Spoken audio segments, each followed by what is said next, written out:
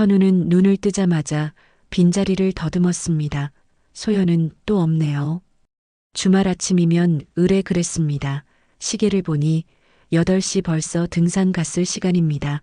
처음엔 현우도 함께 가자고 했지만 현우의 몸은 평일 업무로 녹초가 되어 있었어요. 주말은 그저 쉬고 싶을 뿐이었죠. 현우는 몸을 일으켜 커피를 내립니다. 창밖으로 보이는 맑은 하늘. 소연이 좋아할 만한 등산 날씨네요. 핸드폰을 들어 메시지를 보냅니다.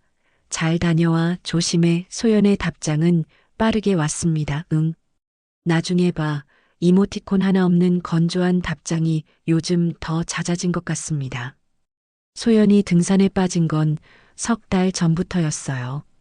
직장 동료가 소개해준 등산 모임이라고 했죠.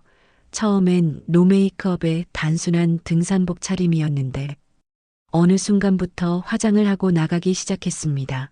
현우는 그저 사람들과 어울리며 자신감을 찾아가는 과정이려니 했어요.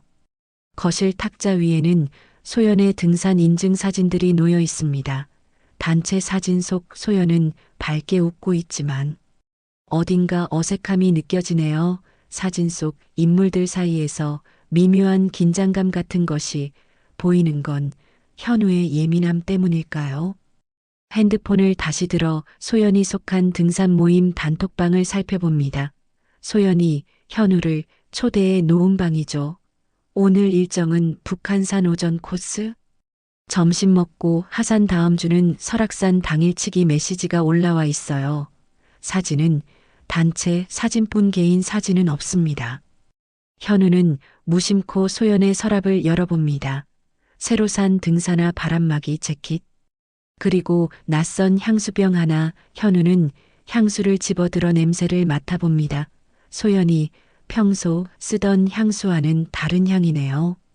휴대폰이 울립니다. 회사 동료예요. 주말인데 미안한데 프레젠테이션 자료 좀 보내줄 수 있어? 현우는 한숨을 쉬며 노트북을 켭니다. 일에 집중하다 보면 마음 한구석의 불안감도 사라질까요? 하지만 자꾸만 시계를 보게 됩니다. 소연은 언제 돌아올까? 예전과는 달라진 아내의 모습이 자꾸 신경 쓰입니다. 해가 서쪽으로 기울고 있었습니다. 시계는 6시를 가리키고 있어요. 등산이 끝나고 하산하기에 충분한 시간이 지났지만 소연은 아직 돌아오지 않았습니다. 현우는 핸드폰을 들어 소연에게 전화를 겁니다. 몇 번의 신호음 끝에 소연이 전화를 받아요. 어디야, 벌써 6시가 넘었는데. 현우의 목소리에는 불안함이 묻어납니다. 아, 지금 뒤풀이 중이야. 오늘 코스가 생각보다 길어서 늦게 내려왔어. 소연의 목소리 뒤로 웃음소리와 잔 부딪히는 소리가 들리네요. 언제 들어와? 현우가 다시 묻습니다. 아마 9시 정도 될 것 같아. 걱정하지 마. 소연의 대답이 끝나기도 전에 전화가 끊겼습니다. 현우는 한숨을 내쉬며 거실 소파에 앉습니다. 벌써 3번째입니다. 등산 후 뒤풀이 때문에 늦는 건 이번 달에만 3번째예요. 현우는 핸드폰을 들어 다시 등산 모임 단톡방을 확인합니다. 오늘 등산 인증 사진이 올라왔네요. 정상에서 찍은 단체 사진 속에 소연이 있습니다. 하지만 다른 사진은 없어요.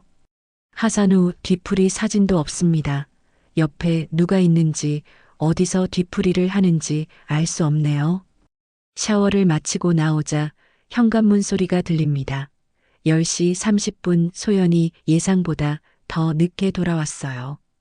현우는 말없이 소연을 바라봅니다. 소연의 얼굴은 평소보다 화장이 진했고 옷차림도 등산복이 아닌 가벼운 원피스로 갈아입은 상태입니다. 왜 그렇게 봐? 현우의 시선이 불편했는지 소연이 먼저 말을 걸어옵니다. 뒤풀이 하다가 옷 갈아입었어. 가게가 더워서. 현우가 묻기도 전에 소연이 대답합니다. 현우는 소연의 향수 냄새를 맡습니다. 아침에 서랍에서 본 그 향수 냄새예요. 현우는 아무 말도 하지 않지만 마음속에는 의심의 씨앗이 자라나고 있습니다.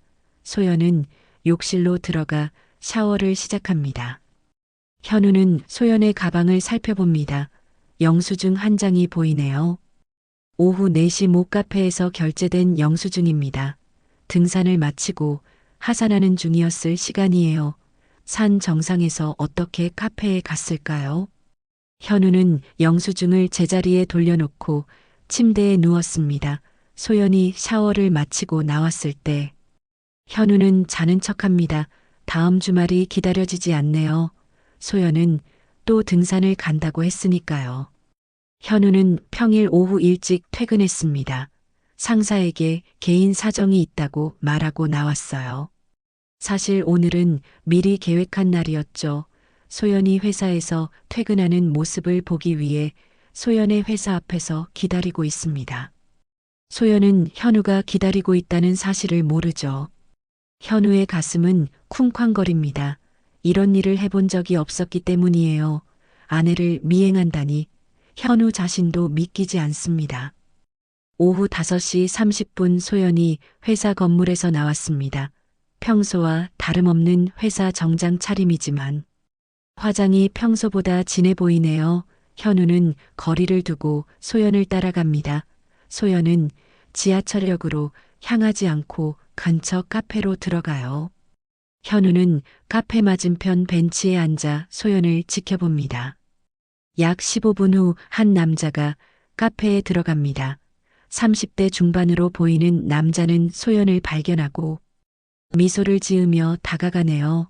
현우의 심장이 더 빠르게 뛰기 시작합니다. 소연과 남자는 카페에서 약 30분간 이야기를 나눴어요. 그리고 함께 카페를 나와 근처 의류 매장으로 향합니다. 현우는 계속해서 그들을 따라갑니다. 의류 매장에서 나온 소연은 이제 등산복으로 갈아입은 상태예요. 남자도 마찬가지입니다. 그들은 함께 택시를 타고 어딘가로 향하네요. 현우도 재빨리 택시를 잡아 그들을 따라갑니다. 택시기사에게 앞 택시를 놓치지 말라고 부탁하며 현우는 땀을 닦습니다. 약 20분 후 택시는 북한산 근처가 아닌 한 모텔 앞에 섰습니다. 현우의 눈앞에서 소연과 남자는 모텔로 들어갑니다. 등산은 거짓말이었습니다. 현우는 택시에서 내려 모텔 맞은편 카페에 앉습니다. 가슴이 찢어질 것 같은 아픔이 밀려옵니다. 소연을 믿었는데. 현우는 2시간 동안 카페에 앉아 모텔 입구를 지켜봅니다. 마침내 소연과 남자가 모텔에서 나왔습니다. 현우는 재빨리 핸드폰을 꺼내 사진을 찍습니다. 증거가 필요했어요. 소연은 여전히 등산복 차림입니다. 현우가 사진을 찍는 순간 소연과 눈이 마주쳤습니다. 소연의 얼굴에 순간 경악이 번집니다. 현우는 아무 말 없이 자리를 떠납니다. 집으로 돌아가는 길 내내 현우의 눈에서는 눈물이 흘러내렸어요. 집에 먼저 도착한 현우는 소파에 앉아 소연을 기다립니다. 핸드폰에는 방금 찍은 사진이 있어요. 아내와 낯선 남자가 모텔에서 나오는 순간을 담은 사진입니다. 증거는 확실했습니다. 이제 소연에게 직접 물어볼 차례죠. 현관문이 열리고 소연이 들어옵니다. 평소와 달리 긴장된 표정이에요.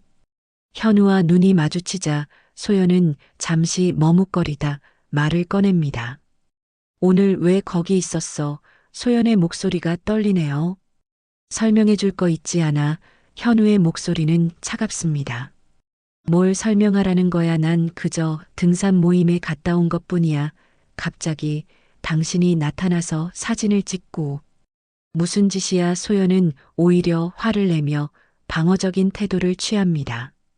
현우는 말없이 핸드폰을 소연에게 보여줍니다. 모텔에서 나오는 소연과 남자의 모습이 선명하게 보이네요. 소연의 얼굴이 하얗게 변합니다. 그리고 이것도 있어. 현우는 등산 모임 단톡방 대화 내용을 보여줍니다. 오늘은 등산 일정이 없었어요. 소연은 무릎에 힘이 풀린 듯 소파에 주저앉습니다. 그리고 울음을 터뜨리네요. 미안해, 정말 미안해. 한순간의 실수였어. 용서해줘. 소연의 말에 현우는 쓴웃음을 짓습니다. 한순간의 실수 등산한다며 거짓말하고 계속해서 바람을 피웠잖아. 이게 한순간이야. 현우의 목소리에는 분노와 상처가 묻어납니다. 제발 한 번만 용서해줘.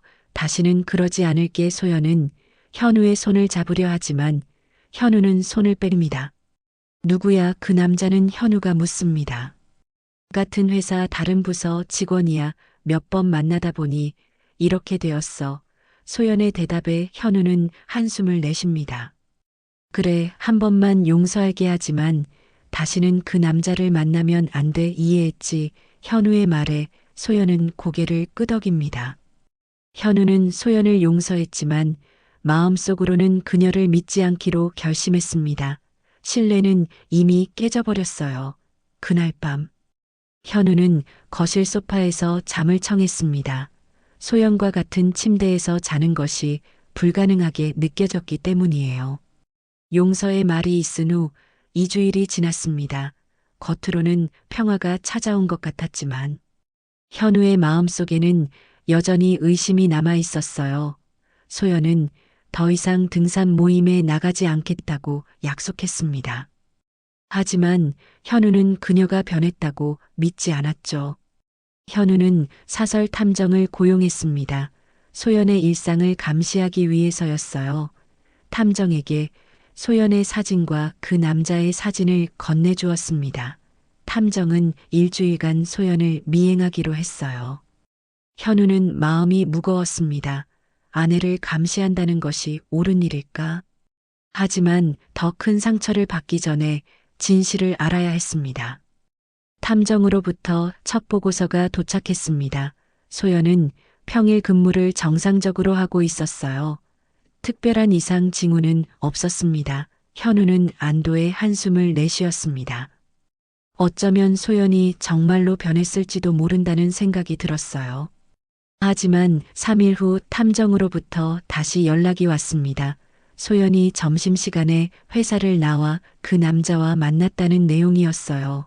함께 식사를 하고 근처 공원에서 시간을 보낸 후 다시 회사로 돌아갔다고 합니다.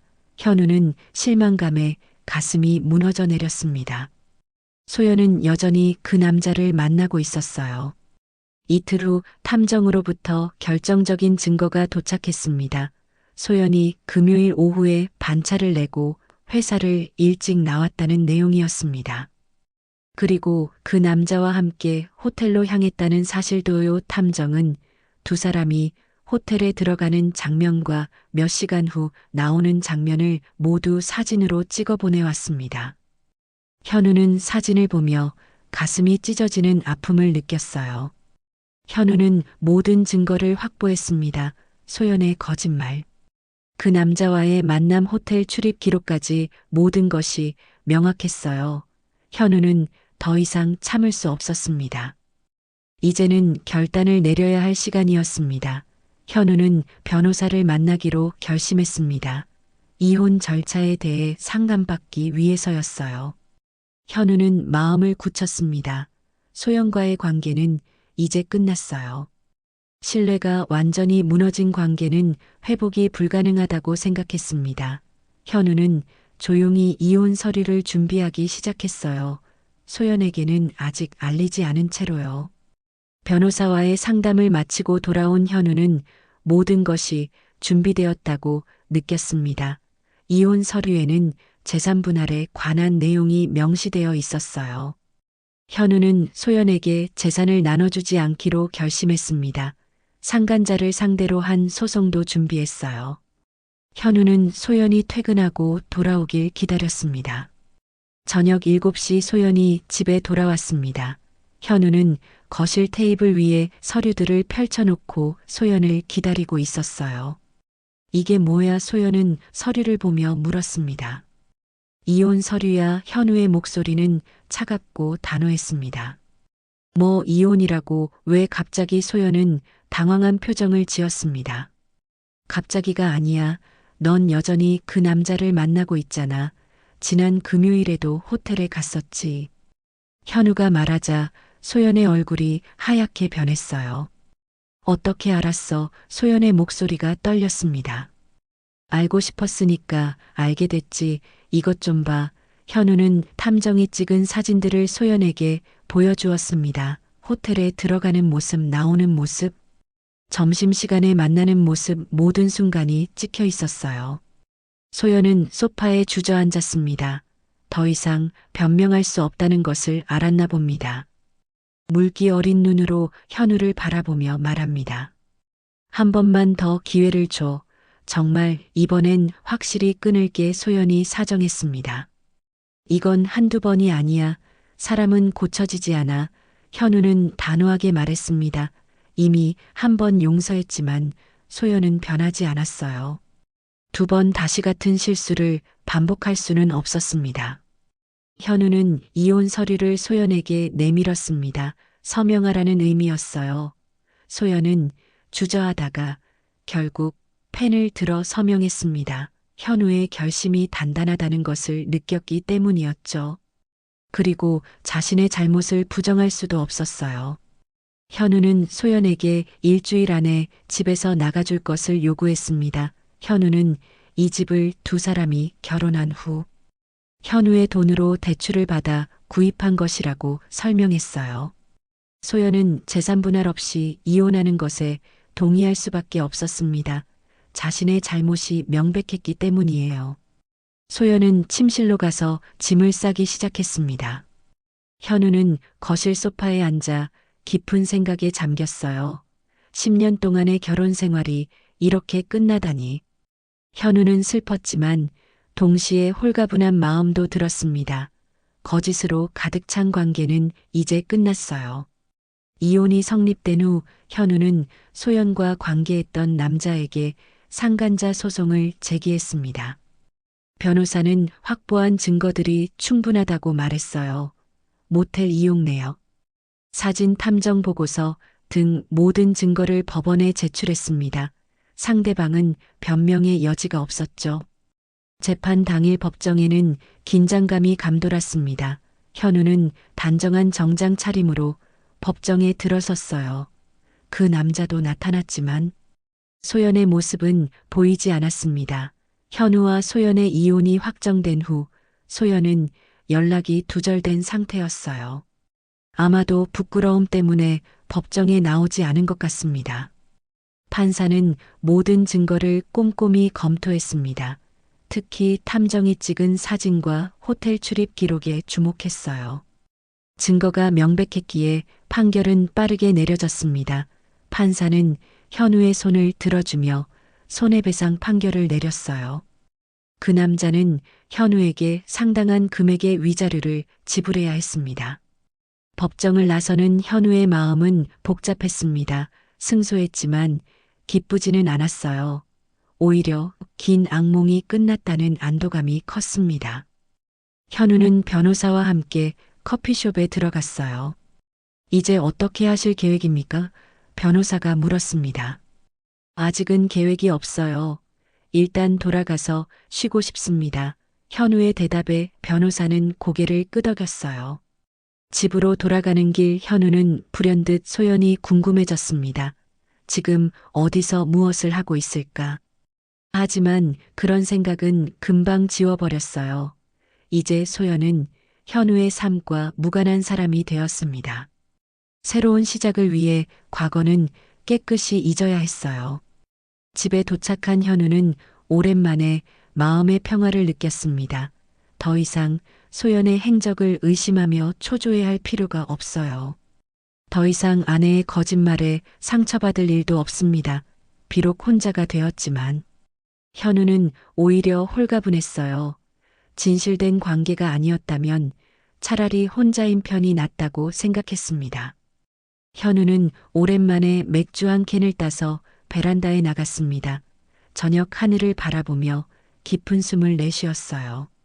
이제부터 시작이다. 현우는 마음속으로 다짐했습니다. 이혼 후 6개월이 지났습니다. 현우의 생활은 많이 달라졌어요. 처음에는 텅 빈 집에서 혼자 지내는 것이 어색했지만 이제는 익숙해졌습니다. 오히려 마음이 편안해진 느낌이에요. 더 이상 누군가의 행적을 의심하며 불안에 떨지 않아도 되니까요. 현우는 출근 준비를 하며 거울을 바라봅니다. 예전보다 얼굴이 환해 보이네요. 어깨에 짊어졌던 무거운 짐을 내려놓은 듯한 가벼움이 느껴집니다. 현우는 넥타이를 매며 생각했어요. 오늘도 좋은 하루가 될 것 같습니다. 회사에서의 현우는 이전과 달리 일에 더 집중하게 되었습니다. 업무 성과도 좋아졌어요. 상사도 현우의 변화를 알아차리고 칭찬했습니다. 현우는 승진 이야기도 들었어요. 삶의 무게가 가벼워지니 일에 대한 열정도 되살아난 것 같습니다. 주말이면 현우는 새로운 취미를 찾았습니다. 등산이죠. 아이러니하게도 소연에게 상처받은 원인이 된 활동이었지만 현우는 등산에서 위안을 찾았어요. 높은 산에 올라 넓은 세상을 바라보면 마음이 정화되는 느낌이었습니다. 현우는 혼자서 산을 오르며 자신만의 시간을 즐겼어요. 현우는 가끔 소연에 대한 소식을 듣습니다. 공통 지인을 통해서요. 소연은 그 남자와 연락을 끊고 고향으로 내려갔다고 합니다.